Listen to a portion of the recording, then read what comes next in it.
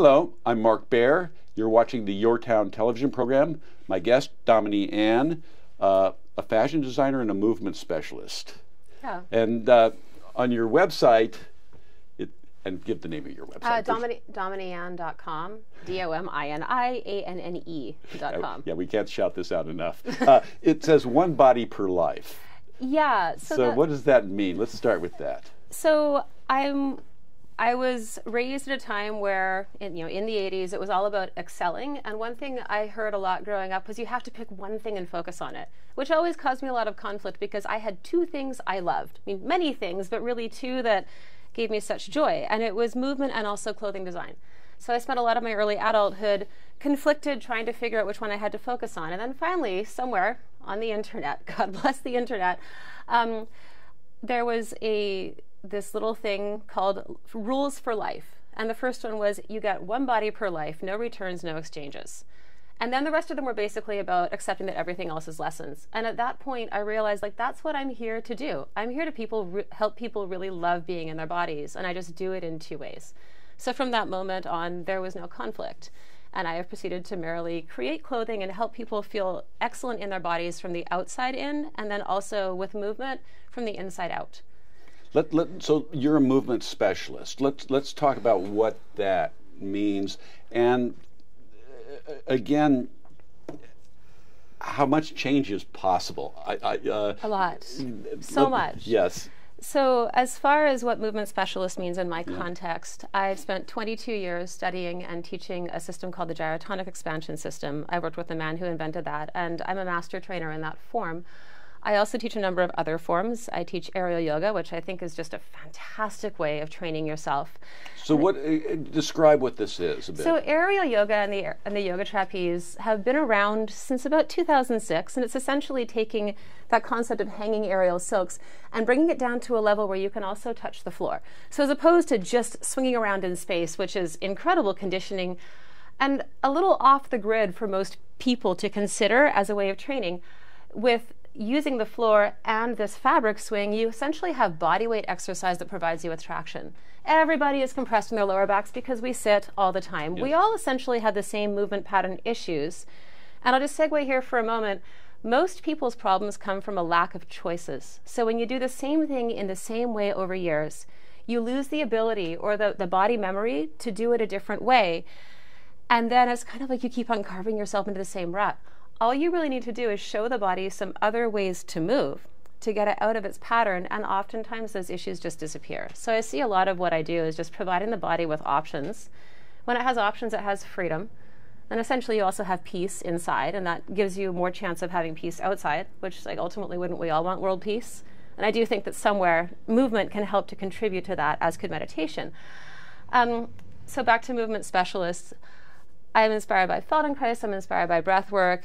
I have a very extensive yoga practice, and I love training in different modalities and bringing that in as techniques to help my clients find freedom in their bodies. I do it in a number of different ways.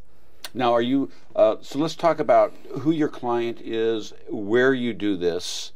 Is it one-on-one classes, is it group classes? Let's talk about what you're doing a bit. Yeah, I do a number of different things. We have a studio in the barnyard. It's called Mindful Movement Studio. I offer group classes in yoga trapeze and aerial yoga. We also offer gyrotonic group classes. It's another trainer who offers that. I do one-on-one training. I also have an extensive online bank of videos that I'm happy to offer for free. There are other paid sections. So if you just want to access it at home, I'm all about waking up at 2 o'clock in the morning and doing just a little thing to make your body feel better, and I have videos to support that. Then I also run teacher trainings out of the Mindful Movement Studio. Mm-hmm. So I kind of do all these different levels. And what kind of issues are people coming to you with? It's a lot of lower back, and then joint pain. One specific joint that's causing pain, which often doesn't mean there's a problem with that area. It could be referred up or down. If one area is locked, all the movement's going to refer above or below. And so you get these issues where maybe your foot isn't tracking correctly, and it's either going to lodge in your knee or up in your hip, and from the hip it might get into your back. So I'll analyze whoever comes in and then see what we can unlock or just provide options to. But in general, just because of the Carmel demographic, now my clients range between about 40 to 80 years old. For teacher training, they're often younger and they come in from out of town. Okay, and let's talk about, and do you work with athletes as well? You know, I have a lot in the past, especially when I was based out of San Francisco. I worked with a lot of professional dancers and athletes at the San Francisco Gyrotonic Studio. Here, I work with golfers, some pro golfers. But yeah, it's mainly just your average human who's realized that their body isn't doing what it used to, that when you go to sleep, it doesn't magically get better, and they finally realize they might want to spend some time fixing this thing your soul lives in. And you know, we're young as long as our body works. Yeah, well, you also have chronological age, you have mental age, you have physical age. But keeping it moving, keeping it happy, keeping it rocking. Yeah. Because it's a drag when it goes, well, if you know, and you're responsible for this machine. And if you're in pain, your nerves are telling your brain that you're in pain. Your nerves are what experiences the entire outside world. So at that point, your entire world is filtered through a sea of pain, and your expression is as well, and that makes for difficult communication. Do you think people get used to pain or in denial about pain? Oh, I think we learn to block it out, absolutely. Yeah. But you also block out aspects of your psyche. You're less open when you're trying to block that out. So who's your perfect client, and you have a chance now to say, come try this, and if you're feeling this and this, maybe I can help you. Yeah, someone who's aware that their body isn't moving like it used to. Yes. And has a real desire to find that again. Also someone who has joy in that experience where, you know, you've learned something new you didn't realize was possible and you get really excited. That's what I delight in. Yeah, you know, it's so mysterious, and I've had these experiences myself where changing body opens up flows of energy, gives you energy, certainly keeps you from out of depression. You know, so much mental health is invested in your physical health. Yeah, well, and body chemistry is linked to emotions, and a lot of that is stored in your muscles. Let's put your other hat on. Design. Let's talk about as designer and fashion and your background in that. So a lot of it comes from the same place. I feel like my purpose on this earth is to help people express themselves truly and have what they're presenting outside of themselves reflect who they are inside. So with fashion, my first rule is it's got to feel like you're not wearing any clothes. You should feel naked. You shouldn't feel restricted by your clothing in any way. For example, like the pants I'm wearing here. You know, easy with your mic. Okay, but I can bend fully. I could do the splits in these things. It's a stretched taffeta, and they look fantastic. And this is what I'm always going for, is complete freedom of movement and looking fabulous. And people can look fabulous in many different ways. Some of the most fun I have is getting to know a client and then beginning to express their soul through the clothing. Wow. So you're making, let's talk about just how that works. You do a line a year. What's your production schedule? I have kind of a classic ready-to-wear collection I've designed over the years, which is, I call it luxury athletic wear. It's workout gear that also takes you out to dinner or out dancing. I started doing that in my early 20s when I moved to San Francisco, and all of my clients, both for yoga and gyrotonic and clothing, were all the ravers who started the internet companies. And so they wanted stuff where they could go out dancing and then wander into work the next morning. So I started making those kinds of fancy, stretchy things. And now that's turned into a luxury athletic wear line that's a little more mature, let's say. So your clothing has kind of it takes a bit of a life of its own, because it can change personality as it changes into the scene. Yeah, exactly. It's kind of, it seems like it's all very alive. Yeah, I really appreciate, well, ideally it's filled with the life of the person who's filling it. You know, you should see the person, not the clothing, but the clothing should really frame that personality. Yeah. So I like stuff with a little bit of flair and a lot of freedom of movement, because that is my ideal client in clothing design, is someone who likes to move and has a big personality that likes to express itself. But your colors are very subtle. Well, I mean, it's pretty hot. It's good. Thank you. Yeah. Monochrome is a pretty good thing to rock. Yeah. I turned 40 and realized that sexy has nothing to do with wearing tight clothes and everything to do with taking up space. Yeah. At which point in time, the caftan and the poncho made a lot of sense. I started picking, larger shirts. With fashion design, it's different. You know, when you get into haute couture, you can't necessarily make everything stretchy, but at that point, there's an awareness of what you are representing. And so, if you're wearing a gown or a corset, like a leather corset that doesn't let you move, and I also kind of love that disciplined structure, then all of a sudden you're almost called to action to be a little greater and be a little more dynamic and rise to a higher standard. So when I'm expressing myself in haute couture, which is what you'll often see in my fashion shows, that's not necessarily going to let you move as easily, but the pieces are designed to have impact. You know, I make headpieces with them, and I also will design the shoes, for example. Yeah. Who are the designers that you admire? Man, you know, well, first of all, Rei Kawakubo. She's phenomenal. What she did with Comme des Garçons, and also just these are not clothes. You know, taking clothing outside of just its pedestrian aspect. Issey Miyake was who inspired me to start sewing. Before I did that, I always sewed, but I was really into folding origami. And I was about 14 years old, and I read this article in Threads magazine about how Issey Miyake was patterning his clothing design more off of the origami structure, where an entire shirt would be cut out of one piece of fabric, as opposed to cutting a separate sleeve and then, you know, the torso. And that just turned a light on in my brain. And between that and Lycra, I began to minimize seams, start taking things in, find the best amount of movement you could get with like one curved seam, and it just grew. So I'd say those are the two top. There's also I see a little Alexander McQueen when I see oh, man, Alexander, he was the other one I flew to New York for the retrospective for. I like the theatricality. I see that you put a lot of theatricality. This is not necessarily, especially in the fashion show. Yeah, Alexander McQueen has been a huge source of inspiration for me. I would totally grant that. What a great artist. What a tragic soul. What a great artist. I believe that once you pass over, you're more with everyone. So I would thank him for giving all of his inspiration to us so early. And plus, he's with his mom. You know, his mom passed right before he went as well. And if that was his choice, you know, he still left us with an incredible legacy. Oh, it's just, we're just learning it. Yeah. It's interesting. It's funny. I think haute couture is one of the great art forms. You know, and I'm, you know, it's just, I love looking at the beautiful clothes, you know, and it is art. It's really high art. Yeah. Yeah, I mean, have you seen those pictures from the Met Gala that just happened? No. They're pretty good this year. Oh, that's be great. So you're putting on, closer to home, Sand City, you're, which is kind of our art mecca and has potential to be, I think, an international and global art mecca.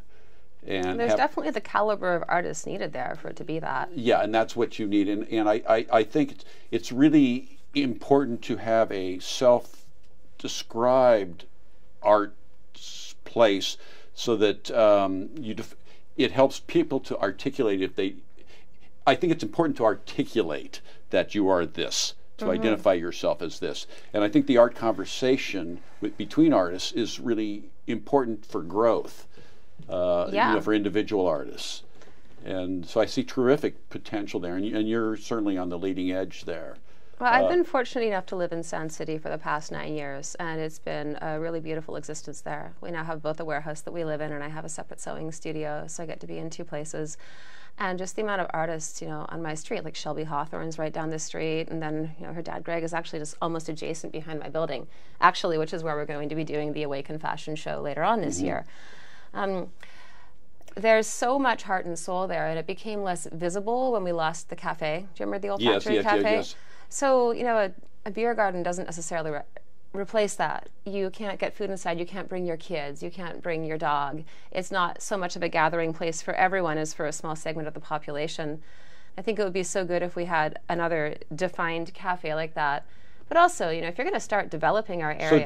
So we both agree, just because we're going to run out of time here, that we both agree that development should incorporate and help promote this identification as an art place, and that means stepping up. And let's hear your ideas on this. Well, you know, in San Francisco, I used to love running around exploring all of those privately owned public spaces. And I like that there was a mandate that a certain percentage of privately owned property had to also be given back to the public. And I would envision something similar for Sand City, or also there would be an acknowledgement of how much the arts add value to a certain location. That's why gentrification happens in certain areas after the artists move in. It's because everybody wants to go where it's cool.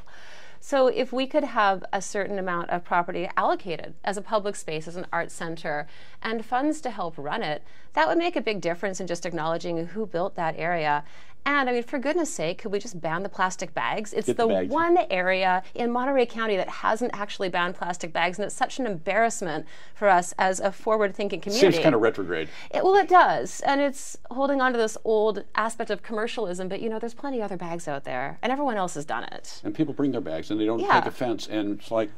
Yeah, so at least that much of a nod, you know, to Yeah. the environment. We are in 2005, aren't we?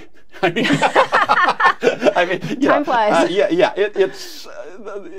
The time has passed. Yeah. Let's put it that way. Yeah.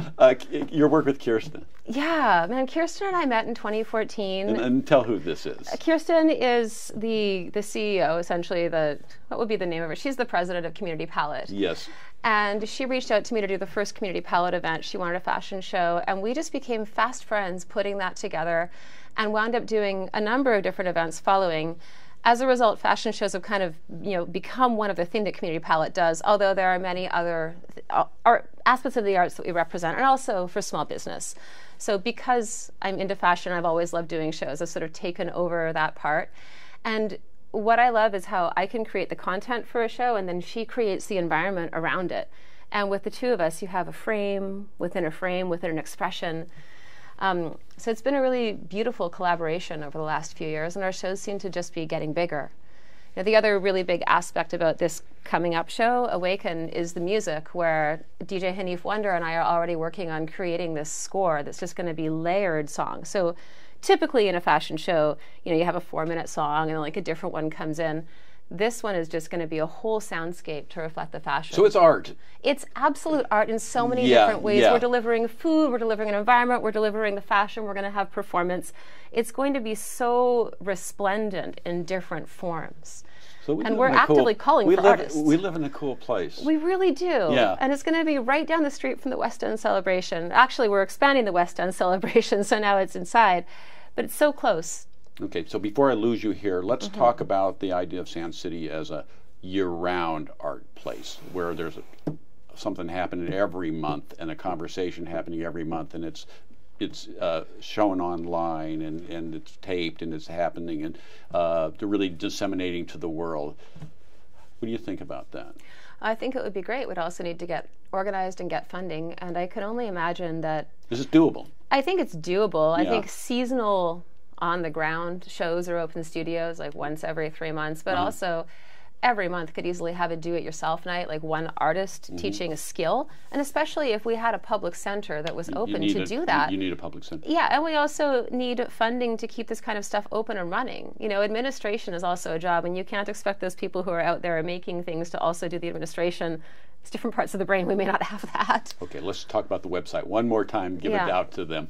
Dominianne.com. That's DOMINIANNE.com. I'm Mark Baer. Well, here I am. Still Mark Baer. You're watching YourTown Television. I'm with Dominianne, who's a movement specialist and a fashion designer, and we're talking fashion, Sand City, the future, and making our area a great art mecca. Which can I give out one more website, please? Go ahead. Sorry, communitypalette.com, which is where you can also apply to participate in our fashion show. Thank you. Adios, people.